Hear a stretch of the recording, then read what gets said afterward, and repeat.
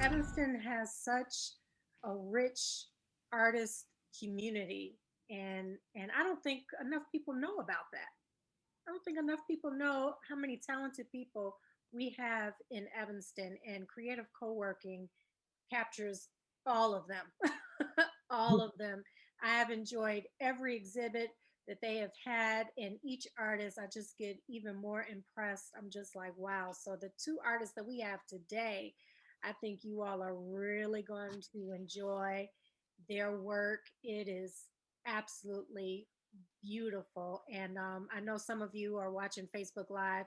You actually heard us talking a little bit. You saw a little bit of the work already. But we're going to show you some great stuff today. And I hope you all can make it down to Creative Co-working at 922 Davis Street and check out these two phenomenal artists that we have today. We have with us Mike Berns. He's a photographer, but let me tell you, his photography is absolute artwork. You feel like you're in the picture with the people. That's how real it feels. And I can't wait for you all to check out some of his pieces and be sure that you go to Creative Co-working and see this live and in person. And then we have Sophia Ansaldo. Am I saying that right, Sophia? Yes, thank you. She sounds a lot sexier when she says it. Say it. Say your name. Sofia Ansaldo. Ansaldo. It just sounds so. I have to get the accent right, but her work is just beautiful, and she's motivated with music, and you can just see the music in her pieces, and I love to hear what motivates these artists. So let's get into it. Let's get into it.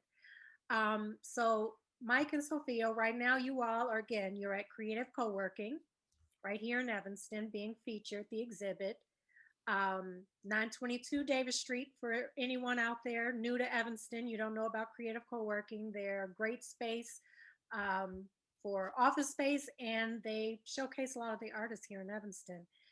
But Mike and Sophia, your work is just absolutely beautiful. Absolutely beautiful. Now, Mike, I'm familiar with your work. You had done a cowboy series back at Noise with my mom, artist Fran Joy, I did, yes. time ago. Yes, yes, and it was black cowboys. hmm It Yeah. was an African American rodeo in Dallas, Texas, during Black History Month a while back, and it was my first experience with rodeos, but it was pretty wonderful, to say the least. Wow. Wow. Um, I mean, that series was great, and the street series that you have right now at Creative Co-working is absolutely beautiful. So I'm curious. I'll start with you today, Mike, and then Sophia's going to give us a PowerPoint presentation of her work. Um, so, Mike, let me pull up a few of your pieces so people can see what it is that I'm talking about here. Hold on.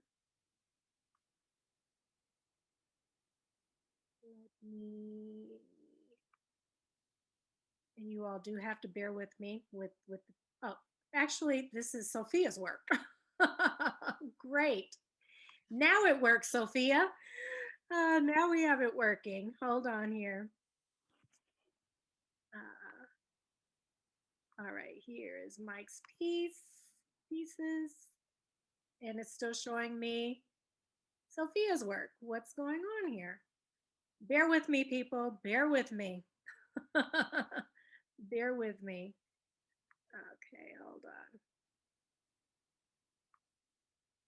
So, Mike, the pieces that you have, once I get them up here, um, please tell us what is the motivation behind these pieces that you have.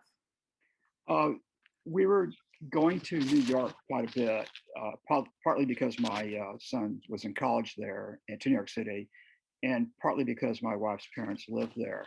So I spent a lot of time in the village photographing and I mean shooting in New York City. Photographing as a street photographer is as good as it gets. And over 3 or 4 years, I began to kind of understand what I wanted out of my work.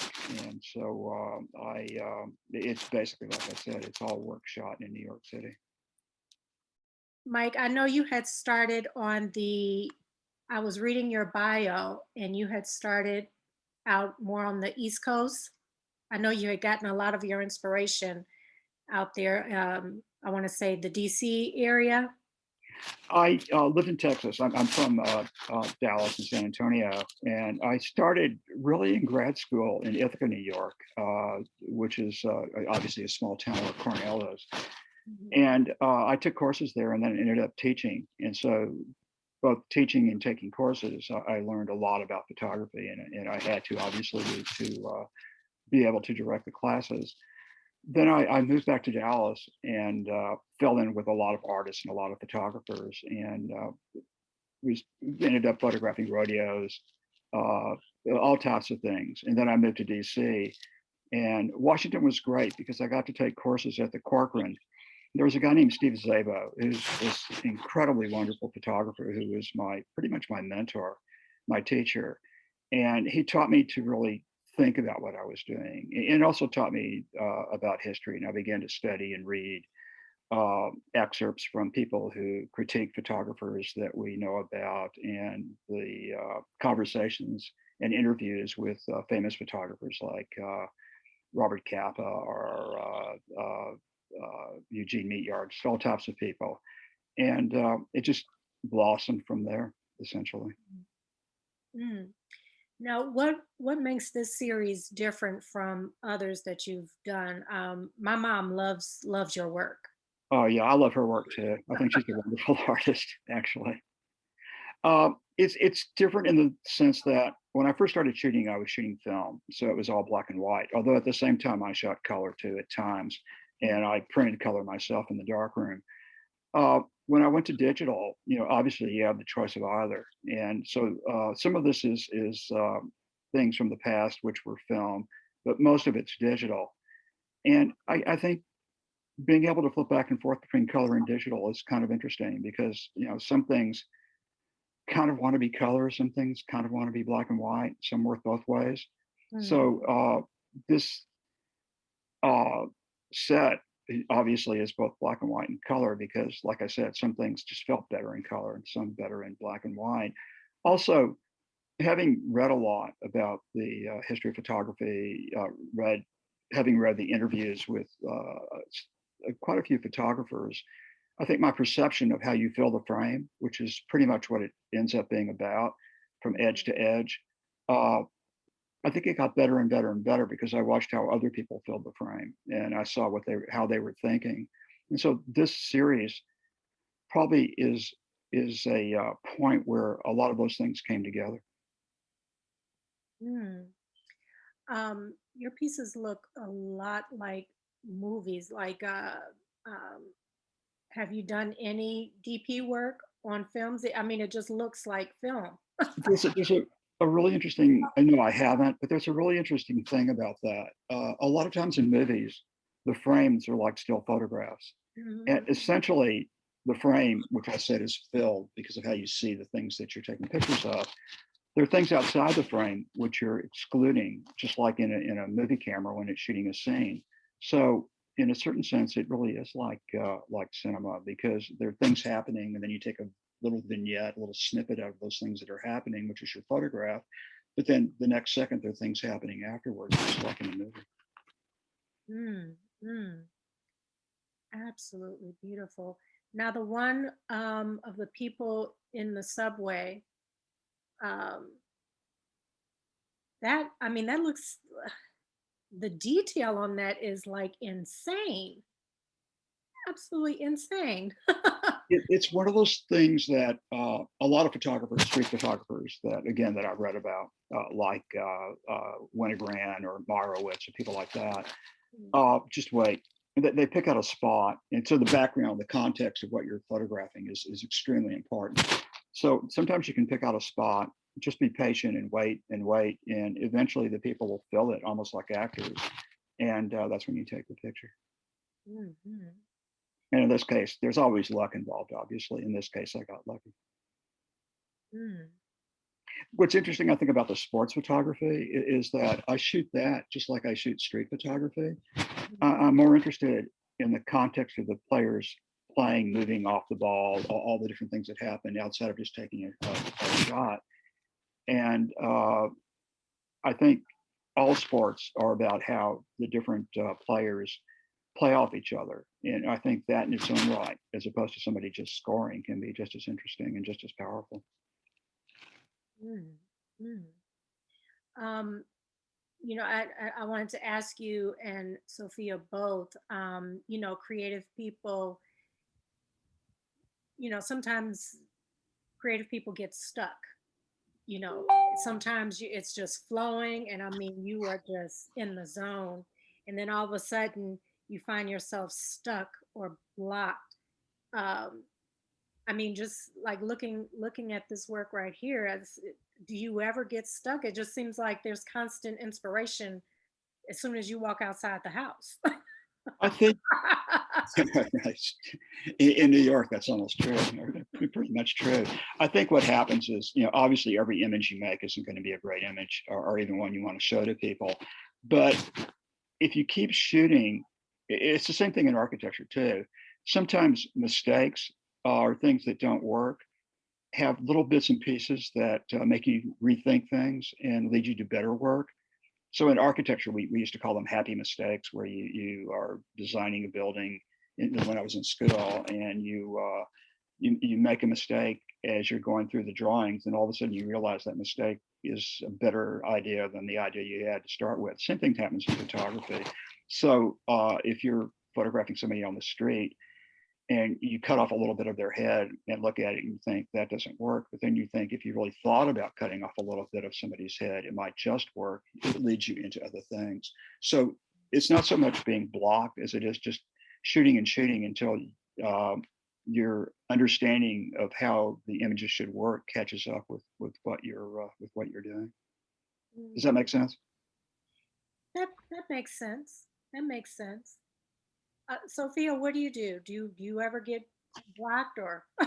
So in my case, yeah, I think I agree with Mike with the happy mistakes. Before joining the meeting today, I was thinking about one great, at the beginning, I thought it was a mistake. I was painting outside. I left the gigantic piece outside, forgot to turn off the sprinklers.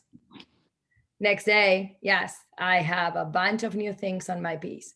At the beginning, I freak out, and then I realize I have to welcome the unexpected. It turns out it was beautiful. I was, even if I tried to do the same thing that the sprinkles did to my painting, it was impossible. So I think it's keeping my eyes open to the possibilities of the unexpected instead of trying to get stuck with my previous idea. That's one thing with the mistakes but it's training. It took me a while. Another thing, yes, sometimes when I'm painting, I get blocked, and what I try to do, I always have like one or two pieces working at the same time, so I move to something else. Instead of quitting in that moment, I do something else, and then when I get back into the flow, I can get back to my piece from a completely different perspective. Mm, mm.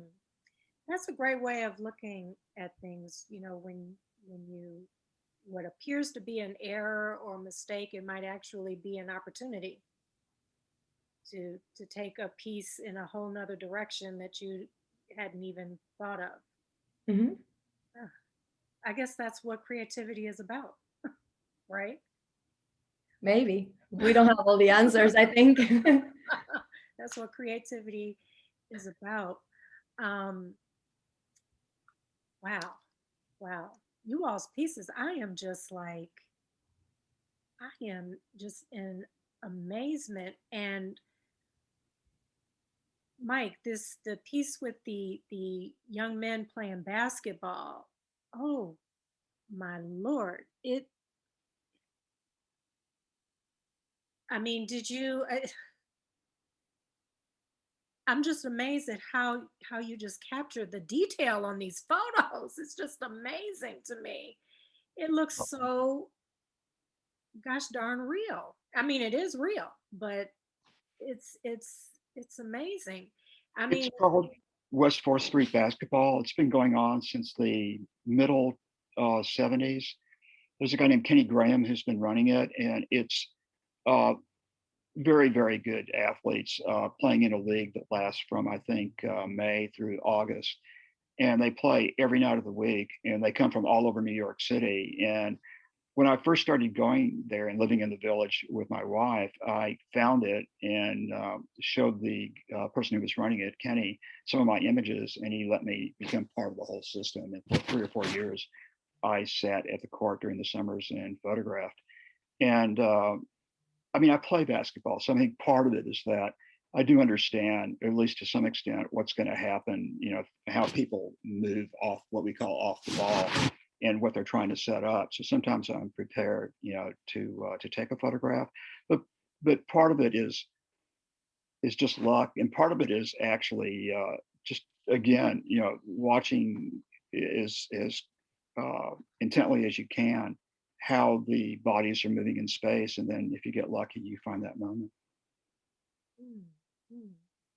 Now, have you, some people know at an early age that they're meant to be this creative person, that this is it, this is your journey, this is your purpose in life. Did you always know that this was your path, or did something happen that In architectural school, in architectural school, I obviously fell in love with design because that was what it was all about. I think a lot of that carried over into photography, but I really didn't pick up a camera until right before I got to grad school, when I took a gap year. And I think because of architecture and because of my exposure to design, I just sort of fell in love with it, with the images that you could create. And while I still like doing architecture, obviously it's my background, there's something that happens in photography when it clicks. And, you know, it doesn't always click, but when it clicks, it's pretty magical. Well, I would tell you, your photographs, it's like I can smell the street. I can smell it just looking at it. The ladies walking down the street, the subway, even this woman where it almost looks like it's out of focus, but it looks perfect because she's in movement. It's yeah, I feel like I am there with these people and can even smell the streets. I get excited actually over that smell and the pulse of the city. So I feel like you really captured it. That's very nice of you to say. Yes, yes. Um, so Sophia, you have a presentation for us, and then we're going to open up for questions. I have a lot of questions for both of you. So the guests, I suggest you get your questions in because I might keep them for a while because I'm so impressed with what I'm seeing. It's absolutely beautiful. So Sophia, so I learned you're from Argentina. I have that right? Yes. Yes, yes, yes. And you listen to music. I would love to know what music you listen to. My mom listens to Damien Escobar when she Oh, paints. Yes, yes. So I totally understand that music does drive. It does drive. so thanks. Thanks everybody for being here and for inviting us. Yes, actually, for me, I got my inspiration in nature, but it could be really a tiny piece. I go for walks every day. I live very close to the lake, and I can say that most of my inspiration, I was thinking yesterday, it's really from the winter, from the colors of the winter, the snow, the ice, the lake. It could be a tiny piece of ice lingering on a rail close to the beach, or the effect of the wind in the snow. And then I got kind of stuck with that. And then I tried to abstract that into a completely different thing. Mhm. My creative process, yes, I set up everything and I start with, and I put music. Which music? It really depends. I listen to Latin music, European music, a lot of Italian music, American music. I'm all over, from country to classical to pop, a bunch of different things. Every piece has a song linked to that. That doesn't mean that I was, of course, listening to the same song while I was painting that piece. It means that at some point of the process, that music was very relevant to me. And I capture that. So for every exhibit that I do, I try to create also a Spotify playlist where you can find the piece and the music. I'm also dance, also in Evanston. So I dance jazz since I was very, very little, and I carry that away during my whole life. And that's why for me, all my paintings, they have a lot of movement. I move sometimes. It was very curious because sometimes I'm teaching workshops in my house and I'm also moving. So I put music and I let it flow. And sometimes I move with my strokes. Sometimes I throw painting. Sometimes I'm very meticulous in what I'm doing. But really the music takes me into a completely different dimension of what I'm trying to do in the canvas. Beautiful. And this piece is called Someone to You. Someone to You from Banners. That's a very, very popular song. I have also teenagers, so I have some of my songs. They are my source of music. My teenagers, they share with me a lot of music, but some the other thing, music for me, it's a very important part of my life as well. So I listen to music all the time. It takes me to a very happy place or to a quiet place. It leads me to places that I cannot go alone. So I really use music to transport myself. So this one is very active, for example. I can go to the next piece, and I think this piece is kind of the star of the show. So I really encourage you guys to go to visit what we have in Evanston, and you'll see most of the pieces there that I'm showing today. This one, the name of the painting is Reflection, and the music is My Light. That's kind of softer kind of music. Flow. This was like, I create a whole show around this piece. My previous show, the name was Flow. This is a very cool and different version of one of Sia's songs, but I really encourage you guys to try that song with this artist, Elastic Heart. The artists are Colin and C, very completely different version of the same song. Here you can see the strokes everywhere. So as I was dancing, you can see a lot of movement in this painting. Unfortunately, and for all you guys that really like art and that you really like to explore art, nothing seems exactly the same as on the walls in live. So the colors, these are not the real colors. I think there's like something about the image that it's kind of orangey, but it's not like that. It's much more clear. It is in the gallery, so you can go there, and we can also organize like tours there. Oh wow, this one is very different. So music in here is B.O.B. by Ghost in the Machines. It's called Out of Boundaries. This painting, and you cannot appreciate it here by the image, I guess, it has multiple layers, and it has like mixed media all over. I like to experience with different materials. I use a lot of things that I find in my everyday life, as for example, the net of the, I don't know, lemons. And then I make an imprint in here. So you can see that there's a bunch of things going on at the same time here. What do I use? I use kind of different materials. Of course, I started with acrylic, then I moved into oil. I also, a long time ago, while I was in Chile, and I see one of my friends from Chile like joining here, I start to paint and throw in paint, like house paint it was. And it was so good, so funny. And that's what you can see in here as well. Before all the acrylic fluid came and become like very, very popular like it is today, really we didn't have those materials back then, 10, 15 years ago. And one of the things that for me stick with me during all this time is like, it really depends, and maybe Mike can join in here, it really depends of the material. Different material can take you to different places. There's no way that you can do the same with acrylic that you do with oil, or would you do with resin, or would you do with fluid now. It's like taking different transportations. you cannot go to the same places. So in this painting, there's a combination of different medias. What is it that when some artists just can't work with watercolors, some can only work with acrylic? Like what is that? What is that process that they can only work with a specific vehicle of paint? So that's a tricky question. I'm a coach as well. So I'm a life coach as well. So there's a lot in there. I don't know if they tried, didn't try. What's the fear in there? What are the judgments that they have about that? Have they tried and did not like it? Or they're afraid to try?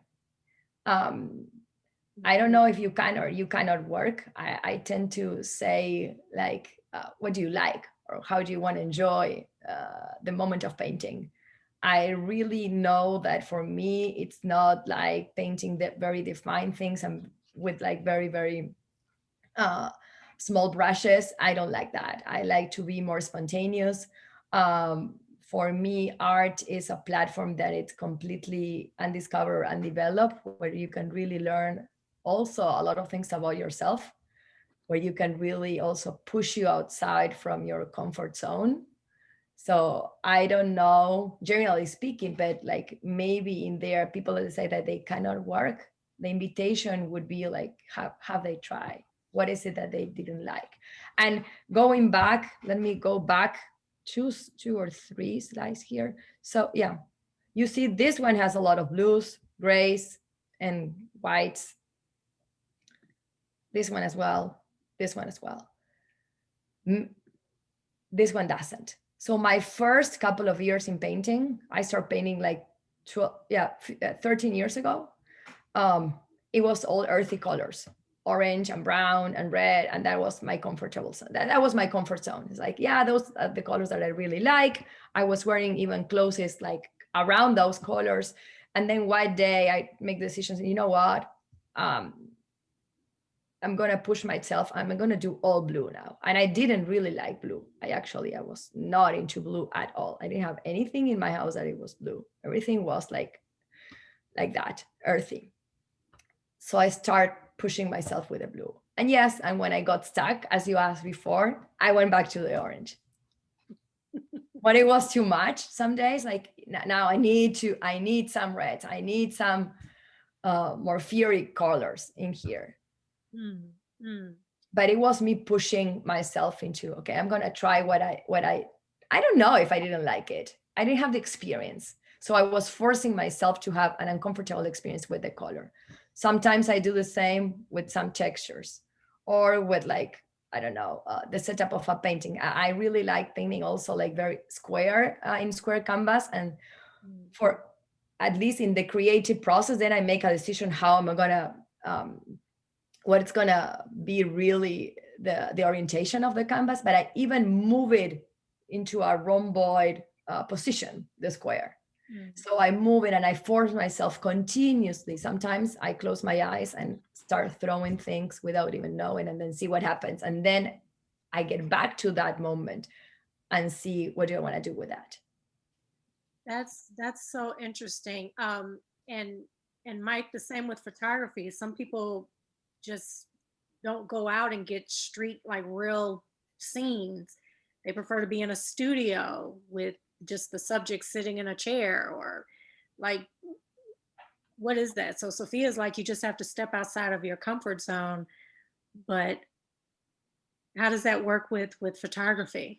Well, I think, first of all, being in the studio and shooting is wonderful because you have control over the light and you can do all types of things with the light, with the strobes and, throw shadows, light the face so that it's high fashion, do something that has shadows on the face that creates a dynamic vision of the person. I mean, there's all different things you can do. I think what happens though is that in the end, whether you're shooting in the studio or shooting outside or doing painting, you have to take chances. And when you take chances, there's going to be things that don't work. There just aren't. But like I said before, sometimes the things that don't work lead to things that are even better than had you not taken the chance. So I think there's another thing in photography. I shoot both squares because I shoot a camera like a Hasselblad, and I shoot rectangles because I'm shooting 35 millimeter camera or a digital camera. Some people, their comfort zone is either the square or the rectangle, usually the rectangle, and they're afraid to go to the square.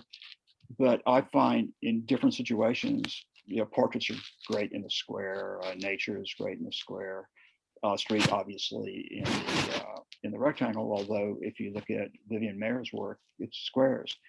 You have to jump back and forth and find out just what you can do with the different methods of basically sucking that reality into your camera. And I think you really do have to take chances. I think the bottom line is that all artists, who I think are good, sometimes stuff works and sometimes it doesn't, but they still go for it. Mm, mm. Interesting. I have a question for both of you after we listen to this piece. The creative mind is just always fascinating to me, the whole process. So this piece, Sophia, is geometric. Geometric 1 and geometric 2, there are two pieces that they can go together or not. So for example, for the previous exhibit, where I set it up, I included a piece in between and it looked pretty cool. So as he was saying, you have to take chances. I created these two pieces together, and then I realized when I got to the gallery, oh, maybe if I add something in the middle and look kind of mathematical to me, because I added something that has like 3 colors. And as Mike was saying, taking chances for me, at the beginning, in my early years, it was all about like throwing, painting and see what happens. And now I started to also leaning towards some geometric figures as well, that if you see my previous work, like nothing was like square or rectangular. No. Now I'm using a metallic ruler to paint, which I found a pretty cool tool that I didn't have before. Or maybe I had it there, but I didn't use it. So now I discovered that. And here you see also, again, a very cool imprint in here. So these two pieces, they can go together or not together, and you can put it upside down if you really want. The other thing is like the way, at some point in the creative process, I make, as I said before, a decision about, okay, I want to hang this painting like this, but then it's up to you. Like if the person likes it upside down, that's fine. So I like it like this, but it could be, if it's upside down, it's going to be completely different. Like not upside down, but if I move the white squares up down. So this is how it's looking at the gallery right now. Some of the pieces. This piece doesn't look, I also work with resin. So sometimes I combine resin with acrylic, or I put resin as a coat. It's a pretty cool thing. And here are like some paintings that if you take a very close look, yeah, they have nothing to do with this. It's completely different. The others look more, for me, my perception is it feels darker. So were you going through something, or? This one or the other ones? This one. This one? Yeah. They feel, they have a mood, like a melancholy, feels a little darker. No, not really. Oh, okay. It was more wintry, more inspiration in the winter. Okay. So yeah, it could be that, but no, the other thing, it really, the show or like every painting, I think relies on the observer. Like whatever you see, for you, it feels darker. And I always use one painting for some coaching workshops, and I ask people, what do you see? For example, in this one, in Flow. And I used to do like art encounters, like in a previous exhibit where I brought people there, and I was asking the same question: what do you see in the painting? And I want to share that question with you, because really what you see, it has a relationship. Are you about to psychoanalyze me right now? No, everything is open. What you see is what you see. Okay.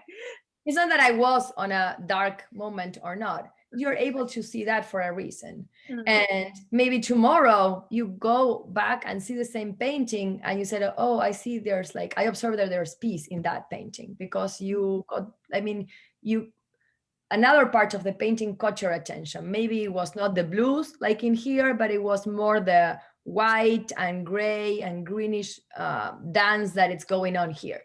Mhm. So what you see, and that's the cool part, I think, about art. What we do, we put something out there, Mike, myself, all the artists, and then the audience is picking up different things.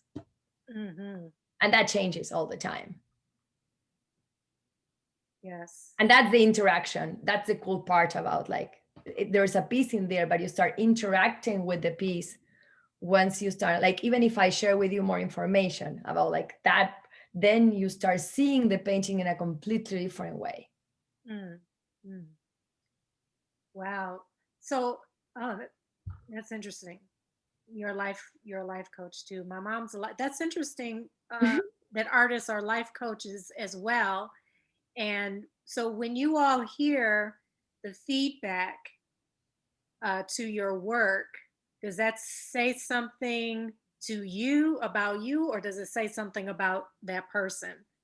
Mike, is it the Uh, same for you too?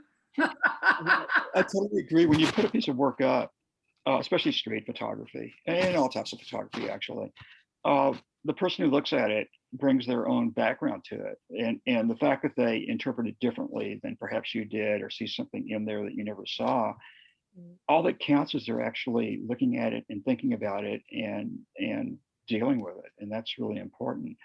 Uh, and that's always true of art. I mean, they talk about photography having the participants being the photographer, the person you're photographing, and or the thing you're photographing, and the person who comes to the gallery and takes a look at it. And again, that somebody is willing to look and think and create their own definition of what's happening is perfectly legitimate, and it's actually exciting. And when you talk to somebody and they do that, sometimes you don't accept it because you have a different interpretation, and sometimes you do accept it and you see things in there that you never saw before because you're lucky enough to have somebody who's intelligent enough to really redefine in a way that's totally acceptable.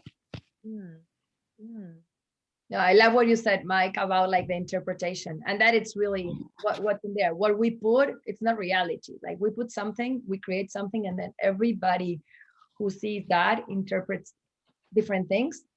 And so it's not what it is. And some people ask me like, oh yeah, I see a lake in there, or I see a sunset, or I see ice, or I see a glacier. It's like, what did you do? It's like, nothing. I was just having fun. So yes, and I was playing with the colors. Yeah, there's something, but it's like, yeah, you know, I'm not capturing nature as it is and doing a landscape. So for me, that painting I was not trying to do anything. It was really the movement for me, and that's why I call it flow. It was the movement. So some people were able to see, as I said before, landscape, and that's fine, and it's great, and I really enjoy hearing that. What are you able to see in what I do? That for me is very enriching. Yeah, I agree. I totally agree. And I'm gonna go back and forth between you all's work. And to our guests, if you all have questions, please feel free to put them in the chat, and I will call on you, because I have a ton of questions for both of them. So I want to ask both of you. I put Mike's back up because he has scenes of the street. In terms of the rich art culture that we have here in Evanston, well, what are your thoughts on the art community here in Evanston? Because you both come from different places. I mean, you get your inspiration, sounds like, from music, from whatever the environment is. What are your thoughts on the Evanston art community right now? And uh, Mike, I don't know.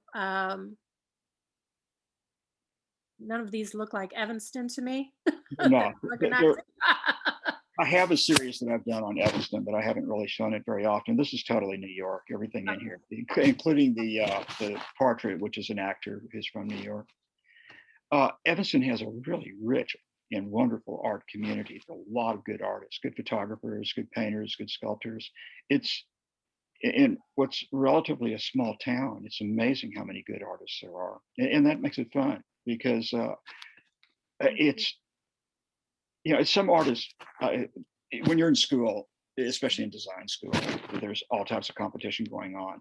I think what I like about Evanston is that everybody seems to enjoy everybody else's work. It's not like I think my work is better, so I'm not going to look at yours. Everybody wants to look at everybody else's work and wants to enjoy it, whether they're doing photography like me or painting or whatever. And I think that's one of the real strong points in the art community in Evanston. Mm, mm.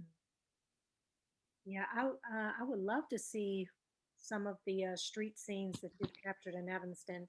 My thing with Evanston is anyone who says that they're bored in Evanston, I'm like, you must be a boring person because there is so much to do in Evanston. I mean, you step outside your house and we have beautiful tree-lined streets, and I mean, just so much going on. The art community, our restaurants, our food, and causes. Everyone is attached to a cause, and it's just so much to do.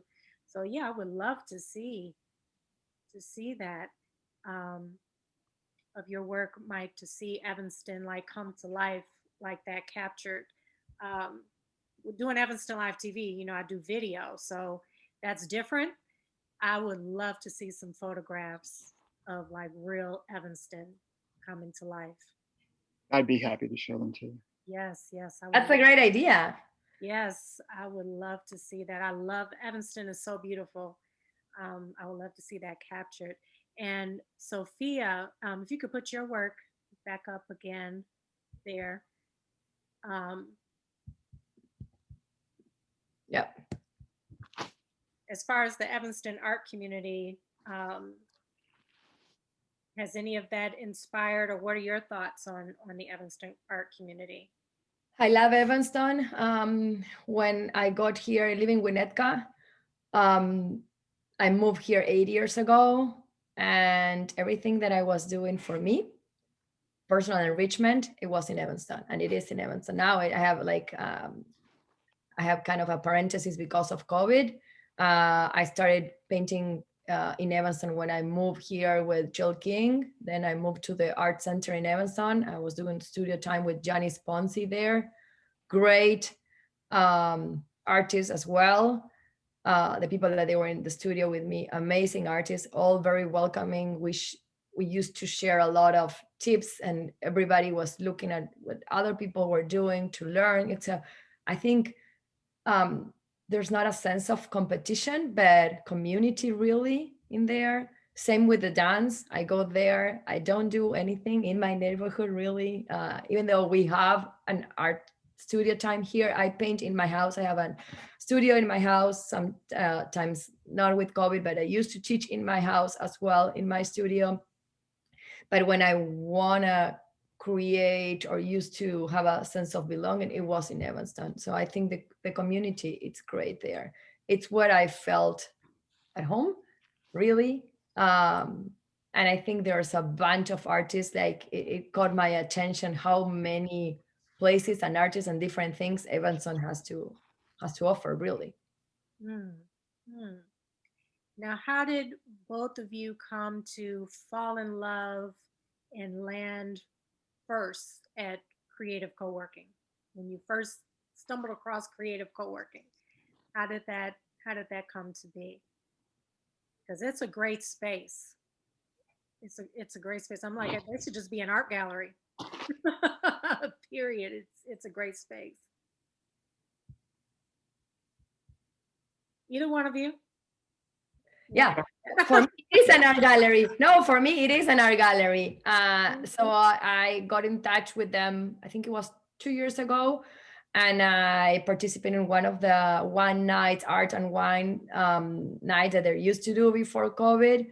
So I had my art in there, and then they offered me to be featured like downstairs. It was really like, for me, it was a big thing because people can see it from the outside. Unfortunately, it's COVID, but I'm so glad and happy that they're able to do these kind of things to put people together and keep the art alive, even in these very complicated moments and times. I think it's very important to find things for us to feel better and learn about different things. And I think art could be one of those. So I really love the space. And I encourage every person that really needs to have a place on their own, especially now working from home, that they're able to go there as well and enjoy some good paintings, because like there's like painting in every floor of Creative Coworking, so not only downstairs. Yes, yes. And they are located at 922 Davis Street. And how long will you all be there? This Until exhibit, the end of the month. End of April, yes. end of the month, end of the month. Perfect, perfect, perfect. So it's pretty much the same with me. A few years ago, I took some work in, and they liked it and put it up. And so I've had work there, a few things for a while. They really do have a great place to show work, and there's just a lot on every floor of just wonderful things, photographs, paintings. I mean, it's just they curate really, really well, and the images and the discussions that happen on the nights when they're openings are totally wonderful, really. And the artists are great. All the artists that I've met there have always been just really fun to talk to about their work and about my work and whatever. It's like this jewel in Evanston, totally. Mm-hmm. Mm-hmm. Yes, yes, yes, it is. Yes, it is.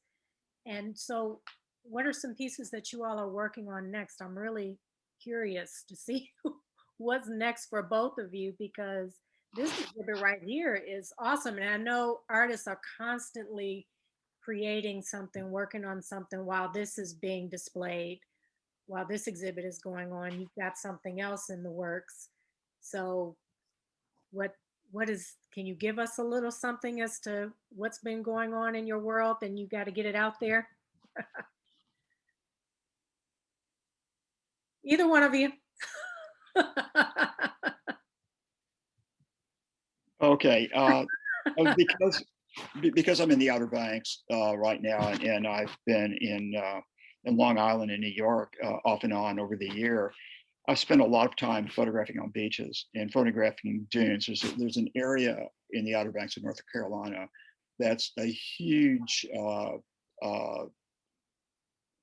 don't know how many square miles it is, but it's relatively large, which is nothing but sand dunes.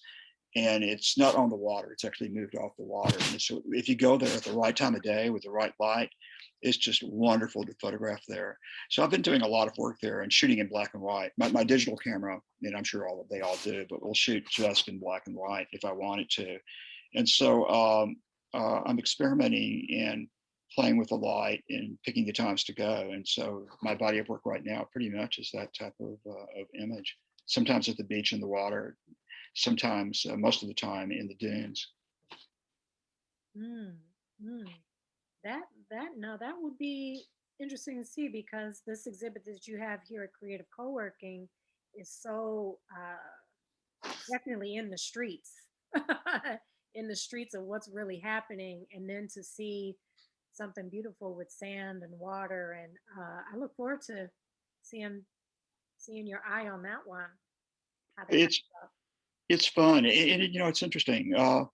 I do shoot nature periodically, and I do it because it's good, I think, to get away from what you're doing, experiment with something else. And sometimes some of the things, the lighting, whatever, bleeds back into what you were doing before, but it lets your mind refocus. And then you come back to doing street, as far as I'm concerned, and you have a fresh outlook on the whole thing. And shooting nature is my way of refocusing. Mm, Plus, shooting nature is fun too. I mean, when you get a beautiful, this interesting thing in art. I mean, we all talk about meaning, and when I was in school studying photography, you always had to explain your work and not just do it blindly. But there are times when just a beautiful picture is good enough. And when you're shooting nature, sometimes you get a wonderful picture that just because it's beautiful is perfectly fine. It doesn't have to make some sort of an intellectual statement. Mm, mm. And that's what Sophia? shooting nature does for me. I can't wait to see that, Mike. Please keep us posted. I will. I will. And Sophia? So for me, I've been doing also some face mask with art because I refuse the idea of being bored with like a plain face mask. So I was stamping some things on the face masks and I really enjoy. Then there are some materials that I have in my workshop as Chinese ink that I want to try that I didn't try before, and combining that with resin and not using the resin to coat, but to be part of the painting. And I'm also working on a very big piece that I have no idea where it's gonna lead me because now I'm just doing layers and playing with colors. Mm, mm. I'm gonna get one more question in here that I wanted to ask earlier um, when you all were talking. Pretty much, you were saying that artists, pretty much, they have to be fearless. You have to really step into the unknown and really put yourself out there. Um, I know a lot of creative people are, as Erica Badu says, we're sensitive about our stuff. We're very sensitive about our stuff. So, but at the same time, you have to be fearless. So I know it's a lot of people out there who are artists, whether it's photography, painting, video work, singing, songwriting, writing a novel, and they can't get past just the hump of letting other people see their work. It's just a fear of criticism, and you know, um, it's such a tough road to go that creative route, and you do have to be fearless. What would be your advice, both of you, to all of our artists out there in Evanston who haven't taken that step? They haven't taken that step to, one, get uncomfortable, two, put themselves out there, to reach out to creative co-working. Like, I think I want to showcase my work. I want the world to see it. What's your advice, even on the creative end, their process, as well as getting out there? Either one of you. Sophia, you want to take that one first? Yes, I think piece of advice. People judge all the time. So even if you're not showing it to most of the people that you can show it, like there are some people that is judging you now. And when you are out there, you can also get feedback that it's different. We all have a blind spot. So I can think about one of the paintings that I was showing you before, the Out of Boundaries. One of the things that used to happen to me before, I fall in love very early with my pieces and they were done. And then because I was able to be out there, I was able to take different feedback about like, oh no, maybe you can add this, or maybe you can do this, or what are you seeing there? It's not what I'm seeing. So once you're out there, you have a source, a lot of more things going on, and they can help you go to the next level. Otherwise, you're going to be stuck doing the same all the time and you're going to be getting the same results. Once you're out there, there's a lot of more input. Yes, you have to show your vulnerability. You have to show off there. They're going to say things that maybe they make you feel uncomfortable, but I think the intentions are always good. But if you want to take the plunge and go to the next level, that's the cost, like having the courage to do it, or if you don't have the courage, also doing it even when you're afraid, because it's going to be good at the end. That's encouraging. Thank you, Sophia. Remember, everyone, it's going to be good. It's going to be good. Don't worry about it. It's going to be good. Mike? Okay, so I think the tricky part is when you put a piece up, it's not some abstract thing that you walk away from and you go have a hamburger someplace and forget about it. It's you. It's part of you up there, and more so than most people realize. There are going to be lots of people looking at your work. Obviously, you have to show it. I mean, at some point you do, but there are lots of people looking, and it's some people are going to love it and not really understand it. Some people are going to hate it, not really understand it. What you have to find, and I think it's really important if you can, is one or two people who you can really and truly trust, who understand art, understand what you're doing, and to talk to them about your work. And not everybody, you don't want to talk. I mean, it's great when somebody likes your work, but if you find a mentor, a couple of mentors, that's a really important step for a new artist, or any artist really, but especially for a new artist, because if it's somebody you can trust who's going to give criticism that isn't detrimental to your psyche, but is really there to help you, and if you can understand that,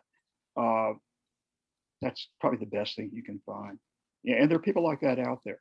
I'm in a critique session, and I'm not going to say which one it is, but with somebody who's exactly like that.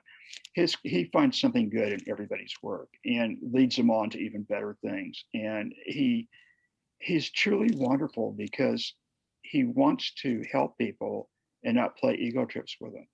And when you find mentors like that, you're well on your way.